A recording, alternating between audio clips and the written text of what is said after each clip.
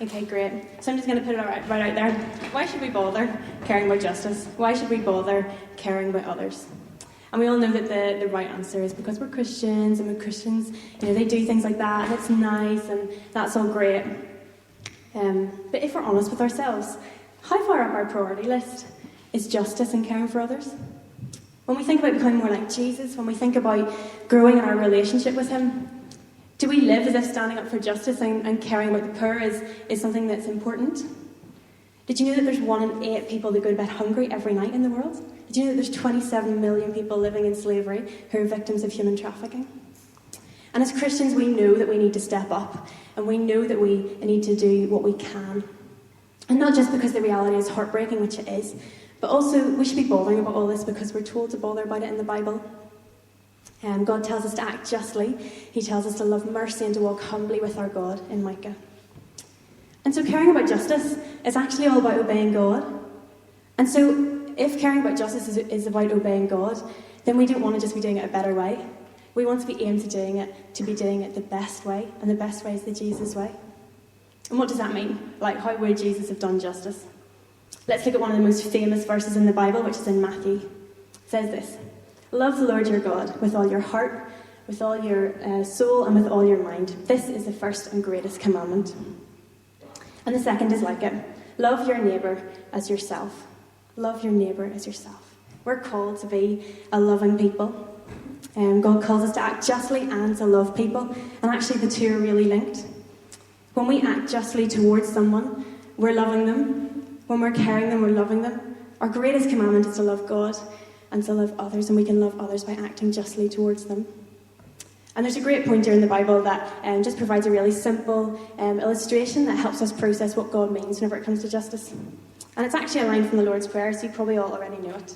And it's the line, "Your will be done on earth as it is in heaven." So if we just imagine for a second, I'm going to get the old flip chart out. This is heaven, and this is earth. And we know that on earth there's pain and there's suffering, there's poverty, there's slavery, there's sin and injustice. And then we know that in heaven, in contrast to that, there's no more tears. We're told that there's no death and there's no sadness or crying, and in heaven there is justice. And when we pray the Lord's Prayer, we're kind of asking God to do this: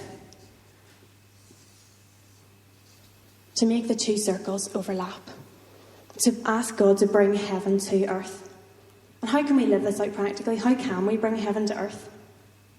And this is something we really need to think about. It's something we really need to get on board with. It's not just for people who wear socks with sandals and are a bit crazy, a bit hippie-ish, who maybe spend their weekends out shouting around the place with placards. Actually, this is really important, and it's for anyone who says, "I want to follow Jesus." It's for anyone who says, "I want to follow Jesus and I want to be serious about trying to love God and to love others like Jesus did."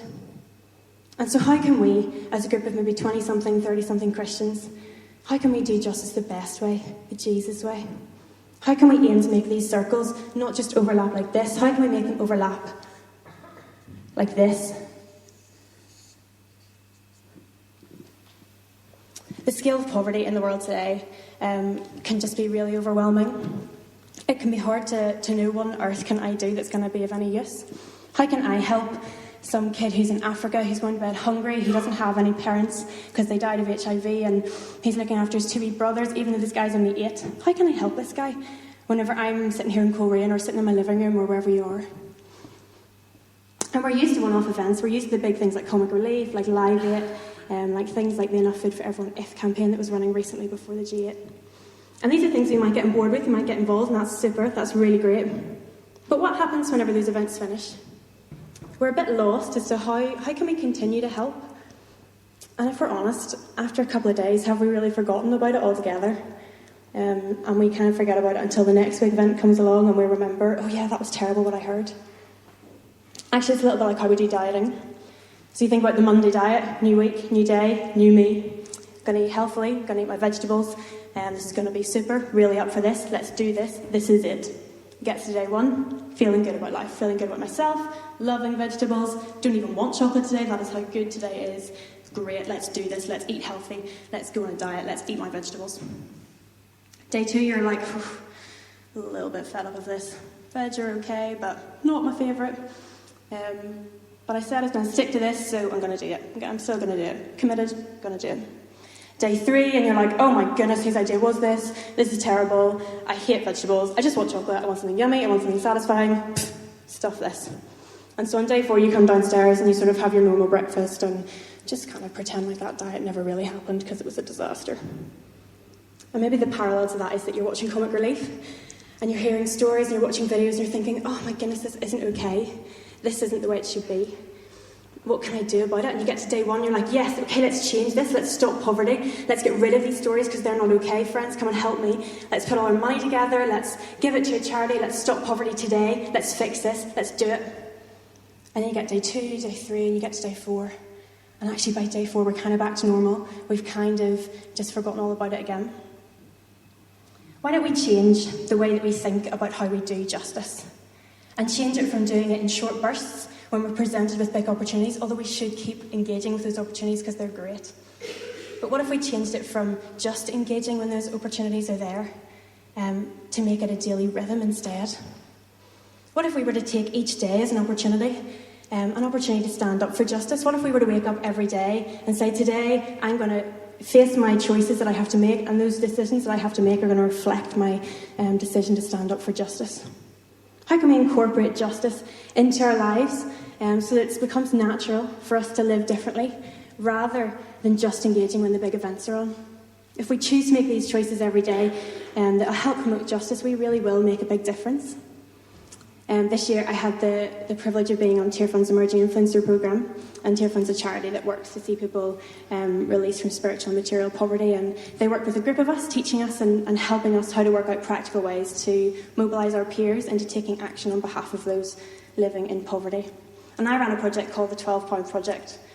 People were encouraged to reconsider their daily spending to save up their pennies and their 10p's and 20p's over the course of 30 days with the aim of raising £12 at the end.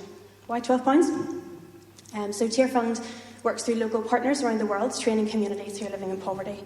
And this cost of the training on average is £12 per person, so I decided we're going to raise £12 each as well. And some people were a little bit apprehensive at the beginning. Maybe £12 is quite a lot of pennies to save. Maybe we're already saving all we can, and £12 is actually quite a lot in our budget. But lots of people give it a go. People did things like, when it got to 4 o'clock and you want a packet of crisps, they kind of left the packet of crisps, saved that money because they're having their dinner in 2 hours anyway. Some people shared lifts, saved money on petrol. Some people resisted buying that extra piece of clothing that they didn't really need because they've already got 1,000 pieces already. And loads of people were able to raise the £12, and altogether we managed to raise £1,500, which is going towards alleviating poverty. And so all those little bits and pieces that people were able to raise added together into something really significant that's going to make a huge difference. And it's not all about raising money. There are loads of things that we can do to do justice the Jesus way and to love our neighbour, whether that's choosing to buy fair trade rather than other brands. It's a cliche, but the great news is that dairy milk and Maltesers are now fair trade. That's pretty good. You could commit to saying, whenever campaigns and petitions come up on my Facebook or in my emails, I'm going to read them. If I agree with them and I want to see that change, I'm going to sign them. It only takes 2 seconds anyway.